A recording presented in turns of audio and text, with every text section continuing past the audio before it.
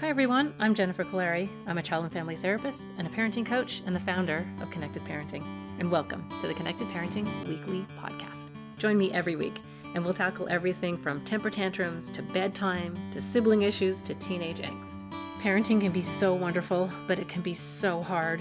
Parents often say to me, "Hey, can you just come live at my house?" This is the next best thing. Let's do this together. Hi everyone. Welcome back. I'm so sorry that I haven't posted in a while. I'm going to be posting much more regularly from now on. Today I want to talk about back to school, which is probably the biggest transition for kids in terms of seasonal transitions, and it's very, very layered. There's a number of different kind of areas where everybody struggles with back to school, and then kids are also excited about it, so it's complicated. It's a little messy. So let's start with this. The biggest layer, the most obvious layer, is the seasonal change. Days are getting shorter. If you live in the north, there's a little more chill in the air. There's an awareness that things are changing and the beautiful summer season is ending, and that's really hard on a lot of us. And we tend to translate that to our kids. So even how we talk about, oh no, there's a red leaf already, oh my gosh. And we sort of give kids the idea that it's this terrible thing that fall is coming, so we kind of have to be aware of that. And some kids are really excited to go back to school. Some kids are really excited about fall, but they'll likely be feeling a mix of things. If your child is excited to go back to school, that's great. There's still some things that you need to do to help that transition.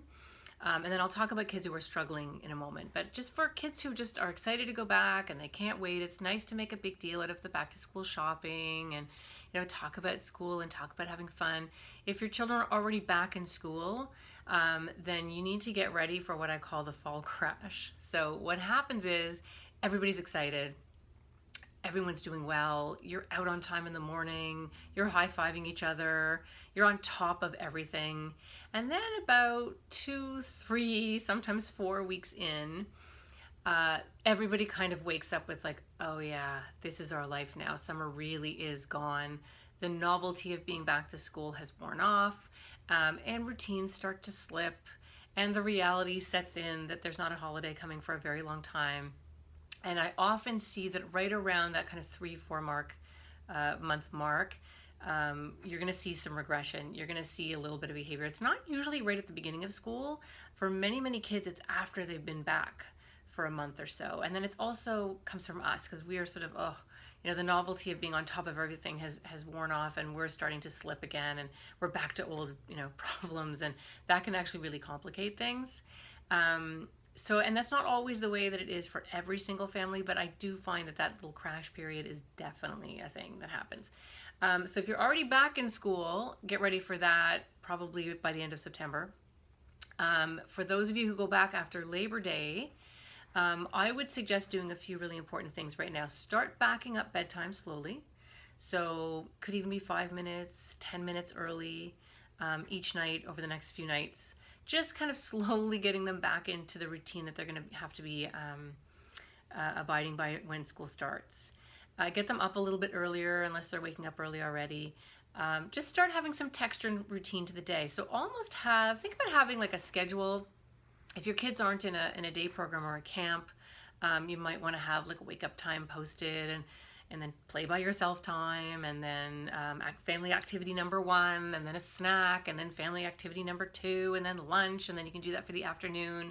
And then there's sort of like an after school period, and what happens is it gets kids used to the structure and the routine again. It's also really helpful because around this time of year they're starting to get a little bit bored if they're still out of school. They're getting a little antsy. And that often means that they want structure. Some kids get what I call pajama fever or cabin fever, where they start to get really antsy if there's not enough going on or if there's not a structure to the day. It also allows you as parents to really manage those transitions during the day and be front-loading. Hey, we're about to go for a family activity. What's the behavior we're looking for? How can I help you so that goes successfully?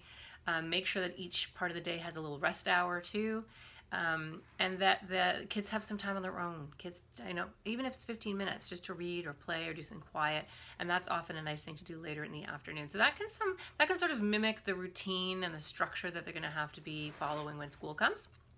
I'll talk about bedtime in a second. For kids who really don't want to go back to school, or who are a lot of gladiator children are like this, that they They really have a big reaction to everything. They feel very sad that the summer season is ending.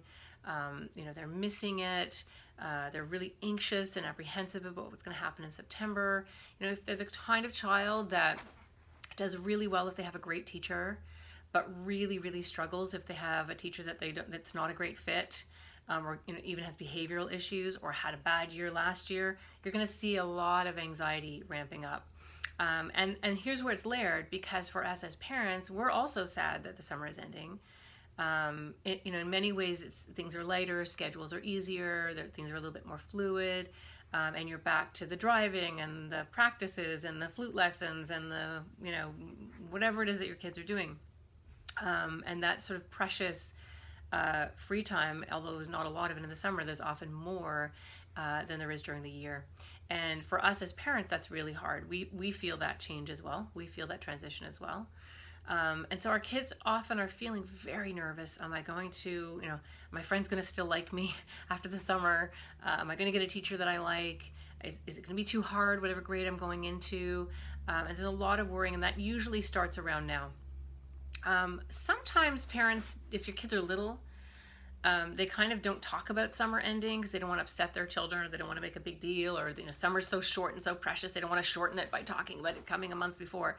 But it can actually come really quickly for kids, and they're not picking up necessarily on all the cues that we are, that this season is coming to an end. And some of them go into shock, like, what? I didn't know I had school in a week. You didn't tell me. So it actually is, especially with anxious kids, it actually is. You don't have to talk about it and drone on about it all the time, but you do want to make sure that they're aware that school is coming in 2 weeks, or we've got 1 more week, or we've got 3 more nights, whatever it is. One thing I do suggest is that families have some kind of ritual. So maybe on the last night of the summer, maybe an outdoor, if you have an outdoor campfire, or you can, gather in the living room and everybody sits around and shares, some highlights of the summer, some things that were really special. Goes over some of the family jokes or some fun things that happened over the summer. Just to, kids love ceremonies, and they really do help with transitions. They really do add closure. Sometimes it can make kids sad, but that's okay. Sad is not a bad thing. Sad is okay. We have to learn how to be sad and how to do sad.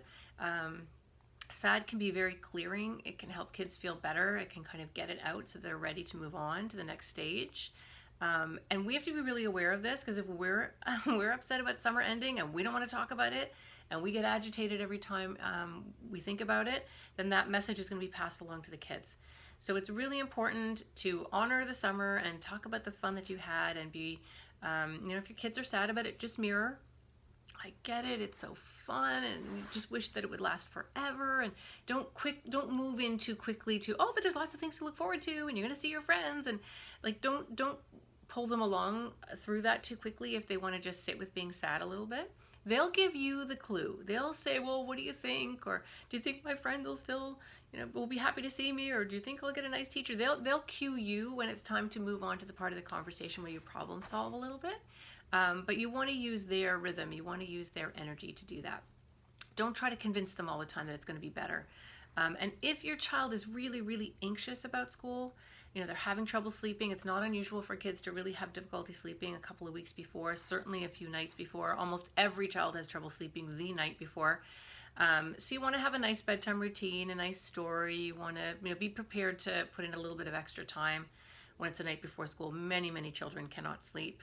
I'll remind you, I can't remember if I did a podcast on this, but I think it's on my website. Morning windows is a great thing to establish early on. And I think I did do a podcast on it, but very quickly, and if you want to check, it's in the book, or you can find it online at connectedparenting.com.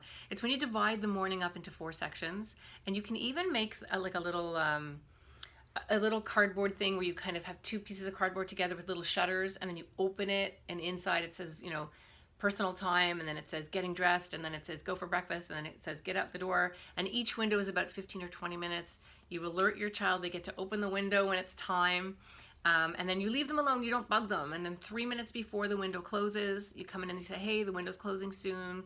How can I help you? And it's just a way to have a calmer morning, a more structured morning. It really works. So many families just swear by that. It's a really, really lovely way. And it's a great time to establish that routine before school even starts. So remember to do lots of mirroring. For kids who just got back to school, be ready for that little crash that happens. For the kids who are about to go in a week or two, start talking about it now. Have a nice ceremony that marks the end of summer. Really brush up on your mirroring. Be prepared to just kind of sit with them and talk to them and not talk them out of their issues. Just sit with them where they are, and they'll give you a clue when it's time to move on. Watch your own kind of energy and conversation about back to school, and if there's lots of grumbling and eye rolling and distress, then your children are going to pick up on that. And it's okay to have that, but you want to balance that out with, you know what, it's part of life, and there's lots of good things that happened during the year, and let's think back to some of the fun things that happened over the year last year. Reminding children that feelings are not bad things, they are good things. They're our emotional guidance system that tells us when we need to pay attention to being our best self. So I think that's just about everything you need to know. The morning windows, very important to do that. Backing up the bedtime, also very important to do that. So that probably 3 to 4 nights before they start school, they're going to bed at the time where they need to. And I think that should do it. So happy back to school. Hi, I'm Barrett Kaleri from Connected Parenting. I hope you enjoyed our podcast. And don't forget to check us out on the web at connectedparenting.com and like us and follow us on Facebook.